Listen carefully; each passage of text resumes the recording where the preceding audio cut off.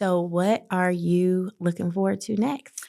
I know. Well, next, this is what I'm loving right now. I love the fact that we have so much content that we can repurpose content.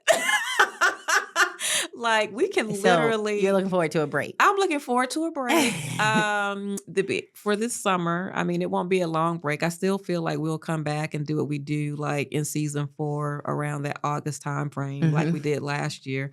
But the simple fact that we have content to repurpose to say this is what we're doing this summer, I'm looking forward to that.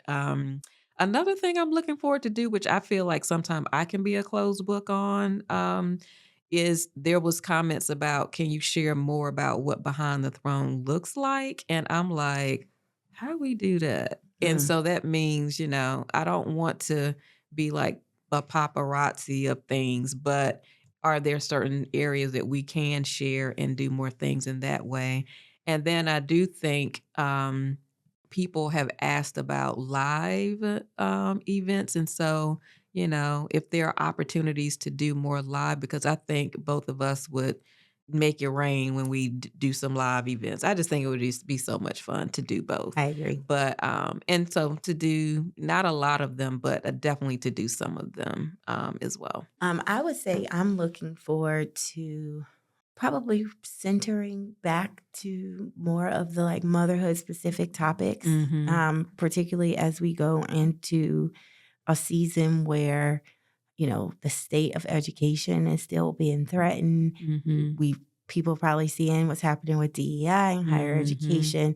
How is that going to impact our kids, the next generation? How does that impact the way that we mother? Does that, I think there was a time where there was a lot more teaching that, Black mothers did at home around Black history and religion. Yep. I would say, I can't speak for all, but like for me, I feel less of that because of the schools that my kid has been in. But now I feel like, what does it look like to, teach Black history at home every week and teach it Bible study on Wednesday? Like how does that look?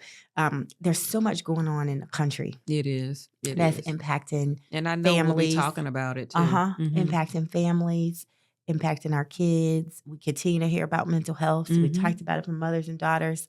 But like, what about kids that's suffering from anxiety and committing suicide and the rates in college? And like, how do you mom through that? Like, what type of infrastructure do you put in place to where your kid knows who they are and they know they can come to you? Yes. How do you create that safe space? So I'm still on that journey.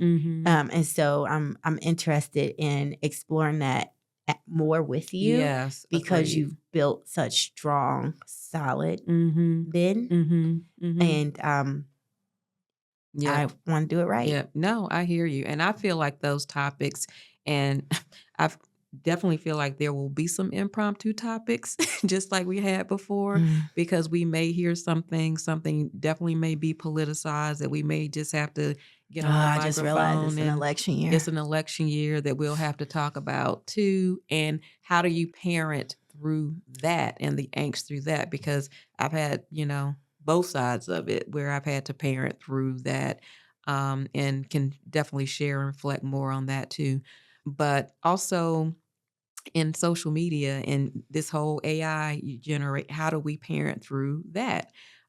Because I strongly believe in critical thinking, and I'm like, okay, yes, I still need you to get the basics, and you can still use AI, but how do we help our children, continue to be mindful about how to use it from early ages all the way to adulthood? We gotta have a whole episode and on that. You would be the first person to talk to about it. On that. Strong opinions. Yes.